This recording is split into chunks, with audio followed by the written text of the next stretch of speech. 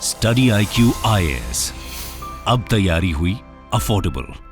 नमस्कार दोस्तों जब भी देश के अंदर इलेक्शंस होते हैं और स्पेशली आप समझिए लोकसभा के पहले जिस इलेक्शन को सेमीफाइनल बताया जा रहा था वो ओवरऑल कितना इंपैक्ट कर सकता है पूरे इकोनॉमी के ऊपर, मतलब चाहे वो स्टॉक मार्केट हो, नेशनल पॉलिटिक्स हो, हर चीज के ऊपर इंपैक्ट आता है। और मैं कल ही इस चीज को बोल रहा था अपने वीडियो के अंदर जब मैंने इलेक्शंस के ऊपर वीडियो बनाया और आपको बताया था कि स्टॉक मार्केट के ऊपर भी एक बड़ा इंपैक्ट आएगा और आज यही हुआ। स्टॉक मार्केट सेंसेक्स निफ्टी आज खुलते ही यहां पर बड़ी छलांग लगाए हैं और आप देख सकते हो यहां पर ₹4 lakh crore added to investors kitty, 6 factors behind Sensex 1000 point rally today. तो इसके बारे में हम डिटेल से जानेंगे कि एग्जैक्टली यहां पर क्या हुआ है, क्यों आखिरकार स्टॉक मार्केट पर इतना बड़ा इंपैक्ट आया है और किस तरह से जो इन्वेस्टर्स हैं उनको बड़ा फायदा हुआ है। काफी कुछ आपको जानने को मिलेगा। चलिए आगे बढ़ते हैं, लेकिन उससे पहले ध्यान रखना है आप सभी को, आज शाम 5 बजे से हमारा जो SIP का बैच है दोस्तों स्टार्ट हो रहा है, जिसके तहत UPSC प्रीलिम्स 2024 जो भी लोग प्रीलिम्स को स्पेसिफिकली क्रैक करना चाहते हैं,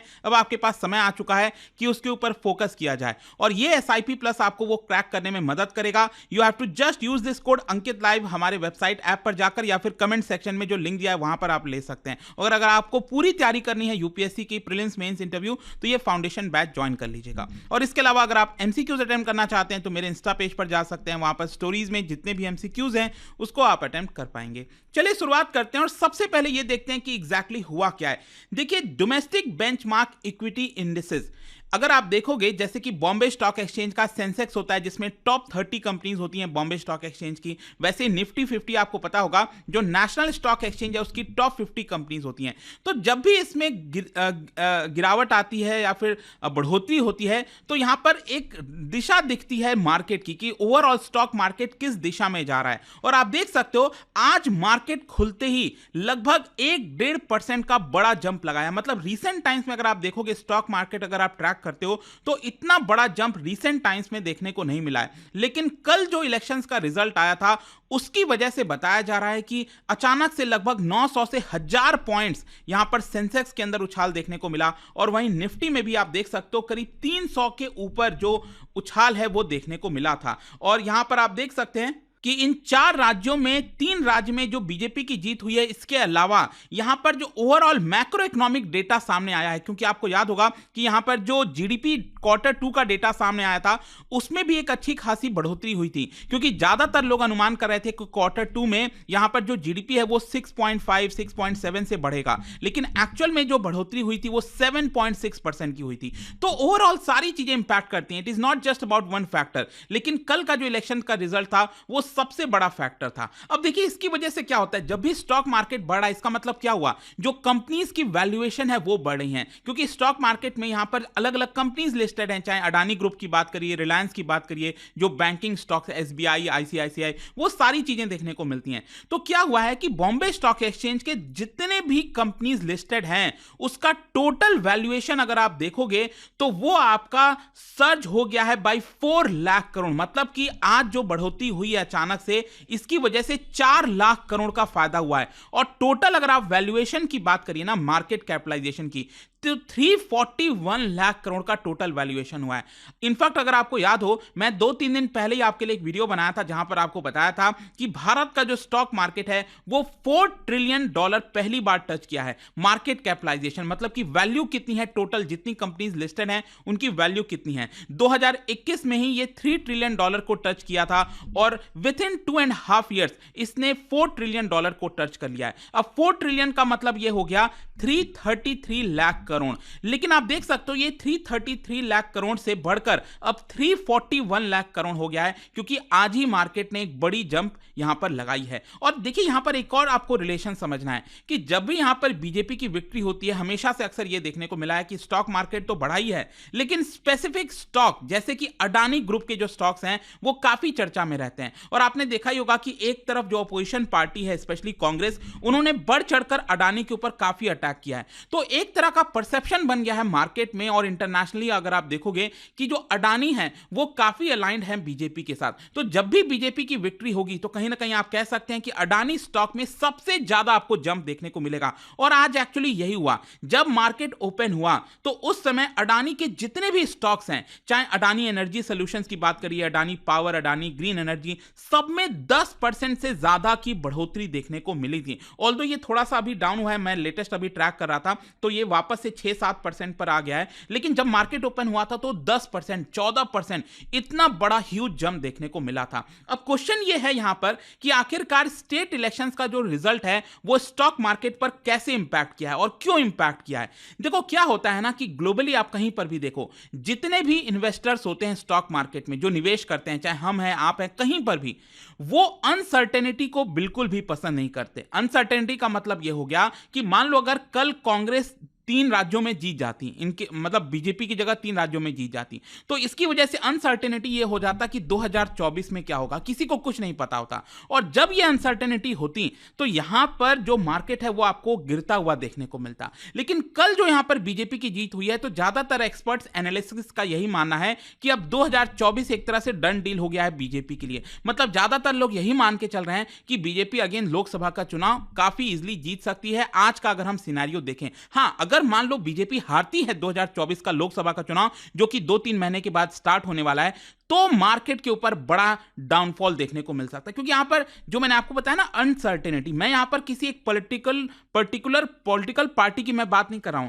मैं बात कर रहा हूं अनसर्टेनिटी की। मतलब क्या होगा अगर नहीं पता तो वो मार्केट के लिए बहुत खराब होता है। और कल जो मैंने आपको बताया कि बीजेपी लेड गवर्नमेंट जो एक तरह से जीती है, तो एक तरह से लोगों ने उनकी जो पॉलिसीज है उसको एक तरह से अप्रूव किया है। और कहीं ना कहीं यहां पर यही बोला जा रहा है कि आगे आने वाले समय में एटलीस्ट मई तक जो बीजेपी पॉलिसीज अपना रखी थी वही कंटिन्यूटी रहेगा। क्योंकि देखिए क्या हो रहा है, आपने देखा होगा इंटरनेशनली भी कि जो इन्वेस्टर्स हैं वो चाइना में क्यों नहीं जाना आप चाह रहे हैं, क्योंकि चाइना में अगेन अनसर्टेनिटी जैसी प्रॉब्लम हो गई है, जो क्रैकडाउन किया जा रहा है कंपनीज के ऊपर। तो इसकी वजह से जब भी इस तरह की आशंका होती है ना तो वो इन्वेस्टर्स को पसंद नहीं आता। और लोग इंडिया में क्यों यहां पर इन्वेस्ट कर रहे हैं, क्योंकि उनको एक स्टेबल गवर्नमेंट देखने को मिल रहा है। और यही कारण है कि यहां पर स्टॉक मार्केट ने बड़ी छलांग लगाई है। फिर दूसरा एक और चीज जिसके बारे में मैंने कल डिटेल से चर्चा किया था, एंड मैं रिक्वेस्ट करूंगा कि ये वीडियो जरूर देखना, that is end of populism.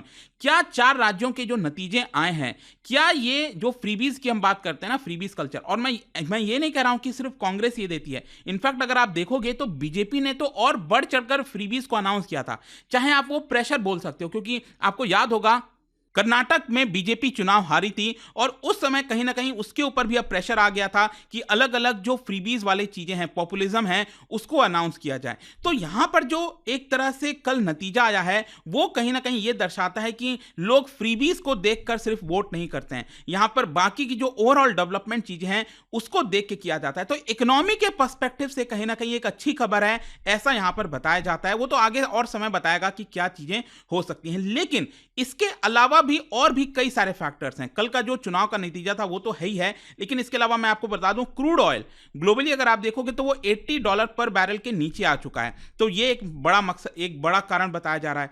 फिर क्या है कि यूएस गवर्नमेंट का जो बॉन्ड यील्ड है, मतलब कि यूएस गवर्नमेंट जो बॉन्ड जारी करती है उसके ऊपर जो इंटरेस्ट मिलता है, जो यील्ड होता है, वो एक्चुअली गिरा है। अगर वो यील्ड बढ़ जाता तो इससे क्या होता कि लोग डॉलर जो है लोग यूएस के बॉन्ड में ही रखते, वो दूसरी जगह निवेश नहीं करते। तो लोग बॉन्ड में निवेश ना करके वो लोग डेवलपिंग कंट्री जैसे भारत हो गया वहां पर निवेश कर रहे हैं। फिर इसके अलावा इन्फ्लेशन रेट जो है वो तेजी से कम हो सकता है आगे आने वाले समय में। तो ये सारे ओवरऑल फैक्टर्स हैं जिसकी वजह से बताया जा रहा है कि स्टॉक मार्केट में बढ़ोतरी हुई। फिर इसके अलावा एक और जो चीज सबसे इंपॉर्टेंट होता है स्टॉक मार्केट को बढ़ाने के लिए वो है FPI, that is foreign portfolio investors, और साथ ही साथ जो डोमेस्टिक इन्वेस्टर्स होते हैं। तो मैं आपको बता दूं कि सितंबर और अक्टूबर का जो महीना गया था इसमें फॉरेन पोर्टफोलियो इन्वेस्टर्स ने पैसा स्टॉक मार्केट से निकालकर वो वापस ले गए थे। लेकिन जो नवंबर का महीना गया है इसमें वापस से फॉरेन पोर्टफोलियो इन्वेस्टर्स ने और ज्यादा निवेश करना स्टार्ट कर दिया है। और बताया जा रहा है कि ये जो इलेक्शन का रिजल्ट सामने आया है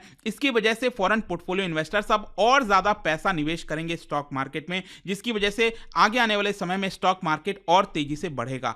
इसके अलावा यहां पर आप देख सकते हो कि इस पूरे साल भर में जो 2023 है इसमें फॉरेन पोर्टफोलियो इन्वेस्टर्स ने 1.14 लाख करोड़ इतना का निवेश किया है भारत के स्टॉक मार्केट में। और वहीं जो डोमेस्टिक इंस्टीट्यूशंस की हम बात करें तो उन्होंने तो फॉरेन पोर्टफोलियो इन्वेस्टर से और ज्यादा निवेश किया, 1.7 लाख करोड़ के आसपास।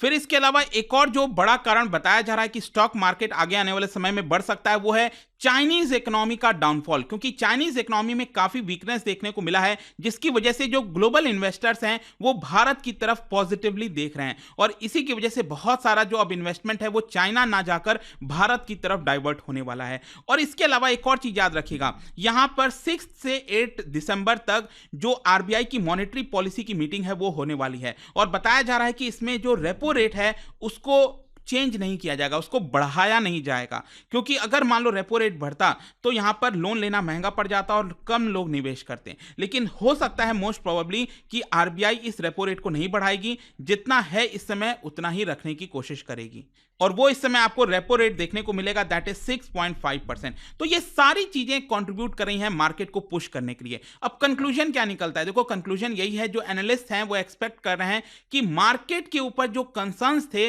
वो एटलीस्ट अगले चुनाव तक कहीं ना कहीं खत्म हो गए हैं और लोगों में और इन्वेस्टर्स में एक पॉजिटिव भावना आई है। इनफैक्ट मैं आपको याद दिलाता हूं 13 नवंबर को मॉर्गन स्टैनले की एक रिपोर्ट आई थी और उसके अंदर बताया गया कि अगर लोकसभा का चुनाव बीजेपी जीतती है तो 10% की बढ़ोतरी, 10 से 15% की बढ़ोतरी आपको सेंसेक्स में देखने को मिल सकती है। और वहीं अगर बीजेपी का डिफीट होता है, डाउनफॉल होता है और एक कोएलिशन गवर्नमेंट बनता है, और कोएलिशन गवर्नमेंट में आपको पता है पॉलिसीज वगैरह इंप्लीमेंट करना थोड़ा सा मुश्किल हो जाती है, उसकी वजह से सेंसेक्स में 40% तक का डाउनफॉल देखने को मिल सकता है, ऐसा मॉर्गन स्टैनले का कहना है। खैर, आप क्या सोचते हैं इन सारी चीजों को लेकर मुझे कमेंट में जरूर बताइएगा। और जाने से पहले एक इंटरेस्टिंग क्वेश्चन, क्या बता सकते हो विच अमंग द फॉलोइंग, इन चारों में से कौन सबसे बड़ा बोरोवर है भारत के अंदर, बोरोवर जो उधार लेता है? इसका राइट आंसर आप सबको पता है, मेरे इंस्टाग्राम पर तो मिलेगा ही, वहां पर अगर आप नहीं हो कोई बात नहीं, टेलीग्राम से ले सकते हैं इसका सही उत्तर। मैं कई सारे जो एमसीक्यूज हैं वो यहां पर स्टोरीज में डालता रहता हूं।